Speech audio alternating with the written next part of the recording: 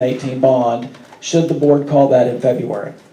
And so that's what we're here to talk about today. And from that committee, we have two members, Mr. Robert Scarfo, Ms. Connie Chandler, and they're going to talk to you just for a brief second about the process that took place with that bond committee.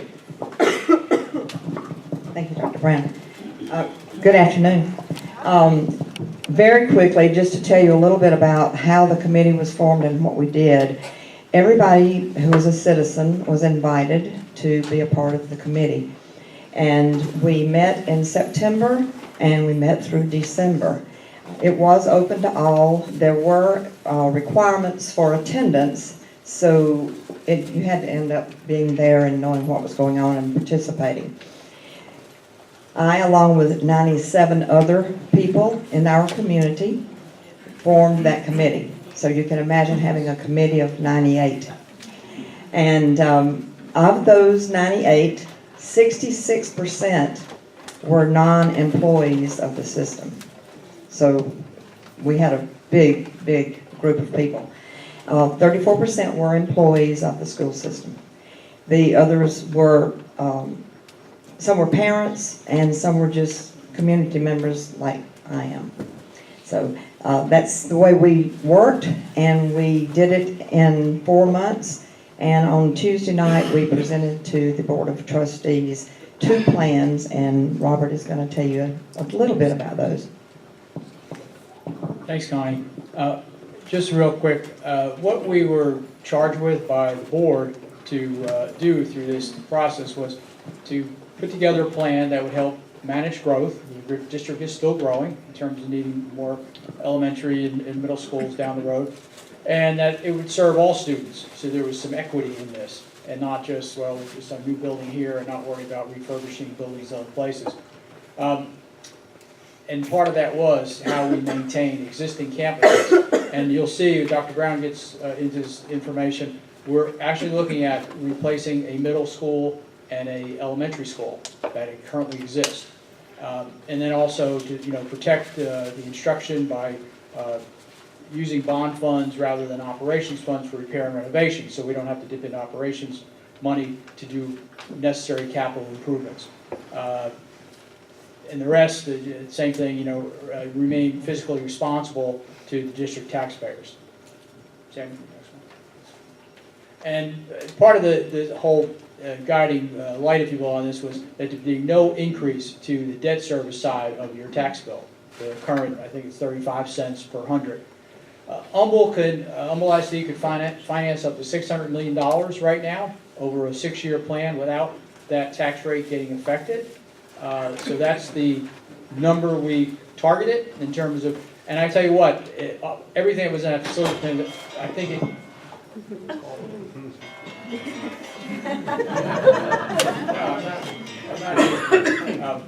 sorry. I thought I turned the thing off.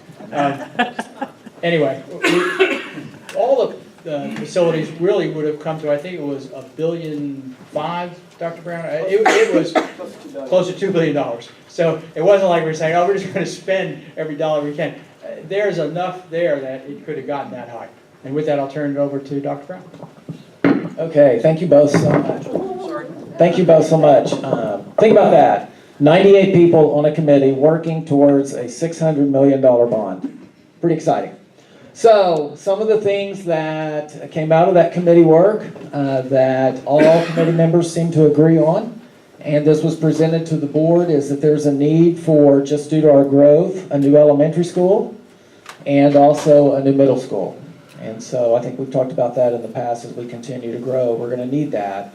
Wood Creek needs a lot of relief, and so we need another middle school for sure. Some of the other major enhancements, Atascocita High School, the committee looked at the growth in that area, and currently we have a lot of key buildings out in the parking lot, so that is an area that we wanted to focus on. And then right here at Humble High School. Humble High School is growing, and you've heard all the great programs and everything that's happening here, and it's a growing school. And so there's just some renovations and updates that need to be made here in order to be at the same standard as some of our other schools. Also, Kingwood Middle School and Lakeland Elementary School, those would be tear downs and rebuilds. And so when you get into the facility assessment, One of the discussions you have, is it more cost effective to go in to renovate it? Or is it more cost effective just to go ahead and, instead of putting that money into very old buildings, going ahead and taking them down and just rebuilding? And so the committee felt like it was, for these two schools, it was a good time to tear down and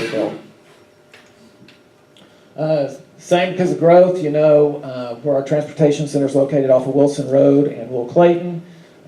We think it's important to have one on the north side of the district as well. And there's a real cost savings in that. Our director of transportation has looked at it, and just in the transition and costs, we could probably save $2 million a year if we had a facility on the north side. So that really seems to make sense.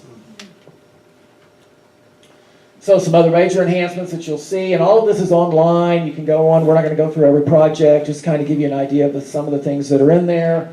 You'll see things like this and some of the discussion that may be centered around turf for the football fields. Is that really necessary? And third gyms. But what you have to think about is these just are not athletic facilities only. Like you saw the ROTC students in here today. We have dance teams, drill teams, band that could have access to those turf fields. And so it's just hard to get them on grass because you wear that grass out. And so we think this is important for our district because it's going to serve a lot of students, and certainly the third gyms at the high schools will be a real benefit to the principals for scheduling. And Donna could probably talk to you about the benefit. It would be all day long. So our ag facility, this is the one, obviously the picture to the right is Kingwood. It's flooded twice now, and so we think it's time, maybe we ought to relocate it. And so that's what we're going to do. And we're looking for property there in the Kingwood area to relocate this facility. We have some good leads on some areas for that. And so one of the things we'll do is not only relocate the Kingwood facility, but upgrade the facility that's located here that serves the other three high schools. Technology, I'm just going to tell you, I'm not going to go through all of it. Technology is what we are today. Just like your businesses, it's probably always going to be on a bond issue because there's always needs in that area to stay up to date. And so you'll see a considerable amount of money dedicated towards technology. Now here's where, and Mr. Scarfa I think mentioned it, that they ended in two groups, and here's where they differed a little bit. They agreed on most everything, but one of the groups felt like we needed to put more resources towards expanding our emergency operations center, our police station, due to the fact that we are a growing district. And the other group felt like maybe we needed to donate or give more money towards career tech in that area. And so that's really about the two areas where they differ. There was a lot of discussion throughout the whole process about an auditorium. A lot of discussion about that because we have a lot of students that are part of the swim teams. This is a swimming community, as you know. I live near Willow Creek, and there's a community center right behind my house, and I know when they're having swim meets, and it is amazing the number of people that are engaged in that, and it's awesome. And so there's a lot of discussion about that because we don't really have a competitive facility for our students. And the benefits that might bring, there was discussions around the benefits that would bring to this community. Because think about the Junior Olympics in Turner Stadium. When we host that about every other year, we host the Junior Olympics through the Houston Sports Authority, and think about the number of people that are in this community spending money. And we could do that similar thing with an auditorium, and that's for the discussion center. It was not a recommendation, but it was the door left open that we need to have more discussion about that because there's some real benefit to that. So, all of the committee work, all those months they spent, all of the plans, the facility assessment is all online, and you can certainly take a look at that. You can take a look at all the projects that were brought forth by that committee. You can do that online. The board is going to be studying this at the February board meeting, and if we're going to have a May 18th election, then they have to call for that election at the February board meeting. So there's going to be a lot of discussion about the $600 million bond at the February board meeting. So you're more than welcome to attend if you would like to learn more about that. If you have any questions about the bond, we'll be glad to answer those between now and February. Or any questions today? No? Okay, we're good. Thank you, Dr. Brown. Thank you, Connie. Robert, thank y'all so much. Please express our thanks to all the committee members for the time and effort they put into this. You know, just thinking back in 2008, with construction inflation, prices have more than doubled since then. So if an elementary school in 2008 was 10 million, it'd be 20 million today. So just to put that $600 million in perspective. Let's talk about rodeo time and all the great things, and we got just about 5 minutes, so please bear with us. But please help me welcome Ms. Jerry Monbaron with the Humble ISD Education Foundation. Okay, so Humble Rodeo and Barbecue Pickoff is coming up. That is February 2nd and 3rd, and then 9th and 10th. So we appreciate y'all coming out there. As you know, the rodeo is a 71-year tradition in our community, and we are so grateful that our community comes out and supports our kids for that. The proceeds from both of those events go back to support grants to the classrooms in Humble ISD so those teachers can make those dreams come true for their students. Friday night of the rodeo is Sundance Head. Saturday night is Tracy Bird. So there's a lot of great things planned for kids all the way to adults. So please check out all those events at humblerodeo.com. You can also pick up tickets at Texan Dodge, Texan GMC, and Cavender's. And then the other quick thing is the Distinguished Alumni Award. So Humble ISD is we have a lot of distinguished alumni from our high schools. And so the Education Foundation wanted to create a program to recognize those distinguished alumni. So we are accepting nominations for alumni who have graduated from Humble High School, Kingwood High School, and Quest High School, because those schools have been in existence for at least 20 years. So we're looking for alumni who graduated in 1997 or prior. You can submit your nomination. They are due by Friday, February 23rd at the humbleisdfoundation.org website. And there's also an opportunity to do a paper application if you prefer. We will announce the winner of those Distinguished Alumni Awards at the Foundation's Gala, which is Friday, April 13th. That's it. Okay. Thank you, Jerry.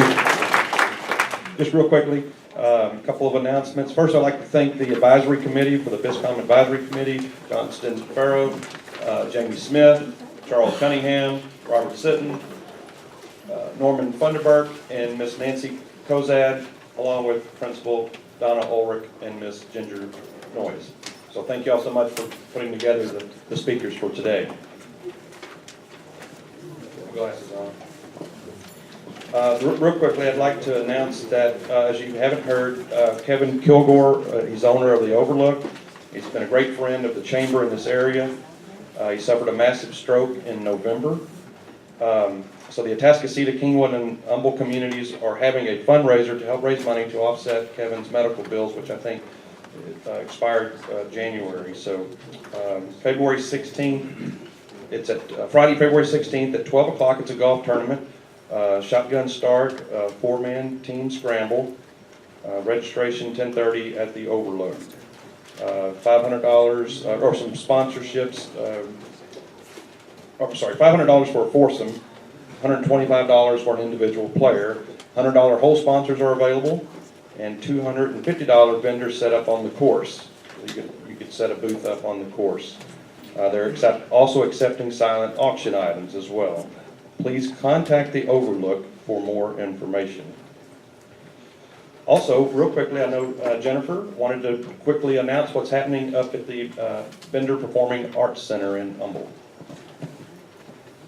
Yeah, there was so much talk about Harvey and the tragedy that hit our area, and I know the tragedy has hit my own life, and getting back to normalcy has been really important. And so I'll talk about entertainment. As part of the city of Humble, we have the Charles Bender Theater, which we have seen grow in the last few months, and it's been incredible to see the crowds. I personally have always gone into the city. I'm a city girl when it comes to entertainment, and so I've been guilty of passing up our own restaurants in the past, and our own theaters and places to entertain. But I now go to local restaurants, and I urge you guys to come to the Charles Bender. We have entertainment that spans just as diverse because we have a diverse community. But for January, we have a violinist, Rob Landis, out of Utah, who is insanely great. So he takes this cool loop pedal that he loops his music on and plays all the current music. That's this weekend, and I have tickets to give away. He's a Rice grad. He's excited to come back to Houston. And on the 27th, I have a ballet company that the Impact is sponsoring. They're just about 8 years old, and they'll be gracing our stage. It's a pretty big privilege to have them on our stage, a big honor. They've been voted like the best training company in Houston, which is a pretty big deal considering we have the Houston Ballet. So I have tickets to give away. Night at the Ballet, if you could tell me what year the vendor was built, you get these tickets. Anybody know? The original? The original vendor. 1929, yeah, there you go.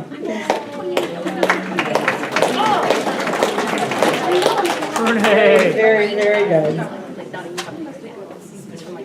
I know, right? And I guess the next would be for the Rob Landis tickets. Let's see. I'll give you 4 choices. How many? No, the question will be of the original pieces in the Charles Bender. Are the chandeliers original? Are the front doors original? The medallions? If you can guess which of those is the original, you get these tickets. The medallions around the chandeliers are the original medallions. Pretty cool. Yeah,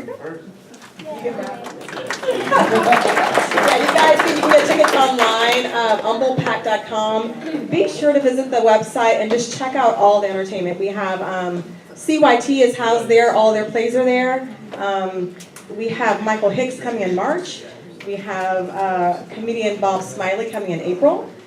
We have concert pianists coming in September. So we have a time coming. Be sure to visit the website. Thanks.